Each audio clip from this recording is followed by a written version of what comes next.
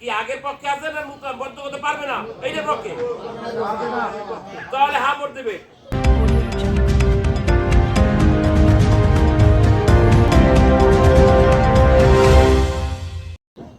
আবার দেখেন আইনে কভার করে না, একটা লোককে ফাঁসি দেবে এমন কোন বিধান সংসদীয় যে কালচার এবং আপনাদের সংবিধানে কভার করে না।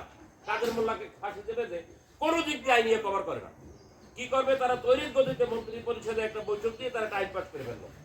আইন পাস করে ওই আইনে তারা পাস দিল। এইখানে এই হাবোর্ডে একটা পয়েন্ট আছে যে তারা ইচ্ছা করলেই কয়েকজনে বসে একটা আইন তৈরি করতে পারবে না। আইন তৈরি করতে হাবোর্ড লাগবে, জনগণের ভোট নেওয়া লাগবে। আপনি কি এর পক্ষে আছেন? তাহলে হ্যাঁ ভোট দেবেন। আবার এই রকমের কিছু পয়েন্ট আছে যে পয়েন্টগুলি এই হ্যাঁ ভোট যদি দেন তাহলে এই দেশে আর কোনো স্বৈরাচার তৈরি হবে না।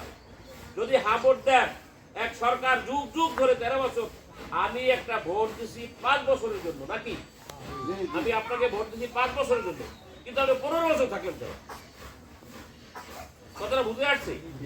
আমি আপনাকে ভোট দিচ্ছি, আপনি 5 বছর থাকবেন, কিন্তু আপনি পরের বার কায়দা করিয়ে আপনি রয়ে গেলেন, এর পরের বারও কায়দা করে রয়ে গেলেন, তাহলে আমার ভোটের কি মূল্য আছে?